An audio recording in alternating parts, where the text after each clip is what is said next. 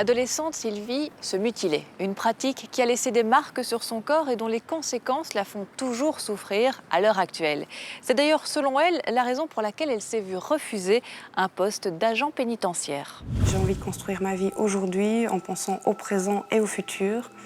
Et ici, je suis vraiment cataloguée et laissée pour compte dans mon passé. À 25 ans, Sylvie est une jeune femme bien dans sa peau.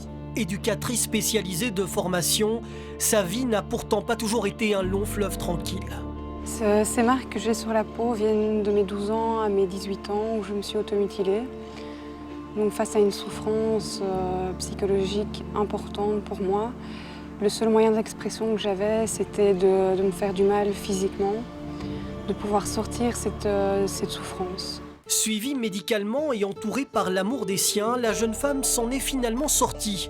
Aujourd'hui, elle affirme être totalement rétablie. Si j'avais un cutter entre les mains, je ne saurais pas trop quoi en faire, à part ouvrir une boîte en carton. Mais m'imaginer me refaire du mal, ou ne fût-ce que le penser, ça me donne un peu la chair de poule. En 7 ans, Sylvie s'est reconstruite. Elle a, entre autres, entrepris des études d'éducatrice spécialisée. Mais au fond d'elle, le rêve qu'elle nourrit depuis longtemps, c'est de devenir agent pénitentiaire. Ce rêve, c'est de pouvoir accompagner les détenus dans leur quotidien, pouvoir leur apporter un peu d'humanité. Et ce rêve, oui, de par la décision d'une seule personne, ce rêve est complètement brisé. Comme tout candidat à un poste d'agent pénitentiaire, Sylvie a passé une série de tests organisés par le CELOR, un bureau de sélection indépendant chargé d'organiser les épreuves de recrutement de plusieurs administrations. Par rapport à ces tests, on reçoit une réponse positive ou négative. Dans mon cas, elle était positive.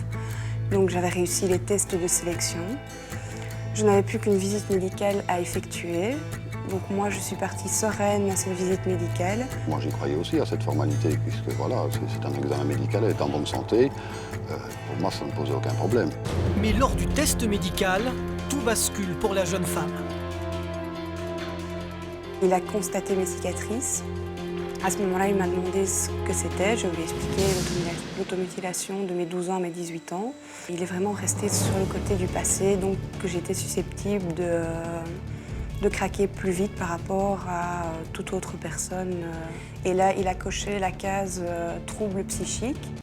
En un quart d'heure, l'avenir de Sylvie est scellé. Le médecin la déclare inapte à la fonction d'agent pénitentiaire. Cette décision révolte profondément la jeune femme. Je n'ai jamais été discriminée par qui que ce soit, même 2 médecins du travail qui m'ont convoquée pour un stage et le travail que j'exerce actuellement. Des tas de pathologies peuvent être apparues à un certain moment de la vie, avoir disparu et ne pas laisser de traces physiques. Je pense à l'alcoolisme, je pense à la toxicomanie, je pense aux dépressions profondes. Aujourd'hui, Sylvie est habitée par un sentiment d'injustice. Elle se sent victime d'une discrimination. Pour dénoncer cette situation, elle a contacté le Centre pour l'égalité des chances, qui a répondu présent. Alors oui, c'est une discrimination, oui, c'est une différence de traitement dans la mesure où une décision a été prise la concernant, un refus d'accéder à la possibilité de postuler pour un emploi en raison de son état de santé.